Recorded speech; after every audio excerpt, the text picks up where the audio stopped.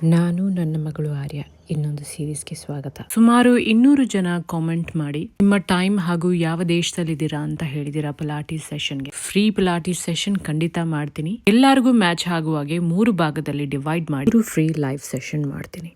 ಯಾವಾಗ ಅಂತ ಗೊತ್ತಾಗಬೇಕು ಅಂದರೆ stay tune to my stories and my blog. ಈಗ ಆಲ್ರೆಡಿ ವ್ಯಾಲೆಂಟೈನ್ಸ್ ಡೇ ಹತ್ರ ಬರ್ತಾ ಇದೆ.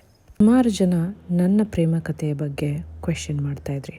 ಬಟ್ ಈ ಪ್ರೇಮ ಕಥೆಯ ಮುಂಚೆ ನನ್ನ ಜೀವನದ ತಳಪಾಯದ ಬಗ್ಗೆ ಹೇಳ್ತೀನಿ. ಎಲ್ಲ ಒಂದೇ ವಿಡಿಯೋಲಿ ಹೇಳ್ಬಿಟ್ರೆ ಹೇಗೆ? ನಾನು ನನ್ನ ಜೀವನದ ಚರಿತ್ರೆಯನ್ನ ಬರಿಬೇಕು ಅಂತ ಒಂದು ಕನಸಿತ್ತು. ಆದ್ರೆ ಇಲ್ಲಿ ನಿಮ್ಮ ಹತ್ರ ಹಂಚ್ಕೊಳ್ಳೋ ಸಮಯ ಇದೆ. ಇನ್ಯಾಕ್ ತಡ, ಆ ಫಾಲೋ ಬಟನ್ ಒತ್ತಿ ನನ್ನ ಕಥೆಯಲ್ಲಿ ನಿಮ್ಮ ಕತೆ ಕೂಡ ಹುಡುಕಿ.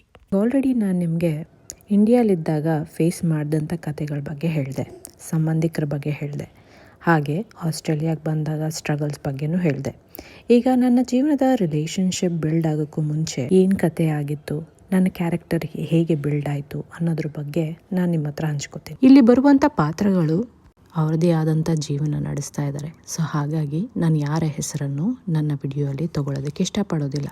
ಆ ಪಾತ್ರಗಳು ನನ್ನ ಜೀವನದಲ್ಲಿ ಯಾವ ರೀತಿಯಾದಂಥ ಬದಲಾವಣೆಗಳನ್ನ ತಗೊಂಬಂತು ಅಂತ ನಿಮ್ಮ ಮುಂದೆ ಚಿತ್ರೀಕರಿಸ್ತೀನಿ. ಅದೇ 3 ಪಾತ್ರಗಳು. ಆ 3 ಪಾತ್ರದ ಹೆಸರು ರಾಮ, ಶ್ಯಾಮ, ಭೀಮಾ.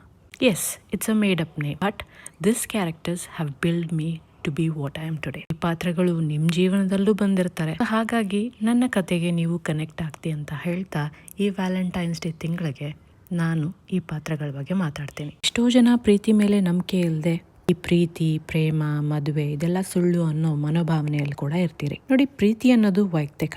ಇದ್ರ ಬಗ್ಗೆ ನನ್ನ ಯಾವ ರೀತಿಯಾದಂಥ ಒಪಿನಿಯನ್ ಇಲ್ಲ. ಯಾಕಂದರೆ ನಿಮ್ಮ ಜೀವನದ ಒಪಿನಿಯನ್ ನಿಮ್ಮ ಜೀವನದ ಕಥೆಯ ಬೇಸಿಸ್ ಮೇಲೆ ಸೃಷ್ಟಿಯಾಗಿರುತ್ತೆ. ಹಾಗೆ ನನ್ನ ಜೀವನದ ಕತೆ ಕೂಡ ನನ್ನ ಜೀವನದಲ್ಲಿ ಬಂದಂಥ ಪಾತ್ರಗಳ ಕೊಡುಗೆಯಿಂದ ನನ್ನ ಜೀವನ ಈ ರೀತಿಯಾಗಿ ಸೃಷ್ಟಿಯಾಗಿದೆ. ಅದನ್ನು ನಾನು ಹೇಗೆ ಎಕ್ಸೆಪ್ಟ್ ಮಾಡಿಕೊಂಡೆ, ಹೇಗೆ ಜೀವನ ಬದಲಾಯಿತು, ಯಾವುದೆಲ್ಲ ಕಾರಣಗಳು ನನ್ನ ಜೀವನದಲ್ಲಿ ನನ್ನ ಕ್ಯಾರೆಕ್ಟರ್ ಬಿಲ್ಡ್ ಮಾಡ್ತು, ಪರ್ಸ್ನಾಲಿಟಿ, ನನ್ನ ಒಪಿನಿಯನ್ಸ್ನ ಸ್ಟ್ರಾಂಗ್ ಮಾಡ್ತು, ಪ್ರೀತಿ ಮೇಲೆ ನಂಬಿಕೆ ಹೇಗೆ ಬಂತು, ಈ ಪರದೇಸಿ ಜೊತೆ ಹೇಗೆ ಪ್ರೀತಿ ಆಯಿತು, ಆತನನ್ನು ಈ ಮದುವೆ ಆಗೋದಕ್ಕೆ ಕಾರಣ ಏನು ಅನ್ನೋದು ಈ ಎಪಿಸೋಡ್ಸಲ್ಲಿ ಹೇಳ್ತಾ ಹೋಗ್ತೇನೆ. ಎಪಿಸೋಡ್ಸ್ ಕಂಟಿನ್ಯೂ ಆಗಬೇಕಂದ್ರೆ ನಿಮ್ಮ ಪ್ರೋತ್ಸಾಹ ಭಾಳ ಇಂಪಾರ್ಟೆಂಟ್. ಸೊ ಹಾಗಾಗಿ ನನ್ನ ವಿಡಿಯೋಸ್ನ ಲೈಕ್ ಮಾಡೋದನ್ನು, ಶೇರ್ ಮಾಡೋದನ್ನು, ಹಾಗೆ ನಿಮ್ಮ ಒಪಿನಿಯನ್ಸ್ನ ಕಾಮೆಂಟ್ ಮಾಡೋದನ್ನು ಮರಿಬೇಡಿ.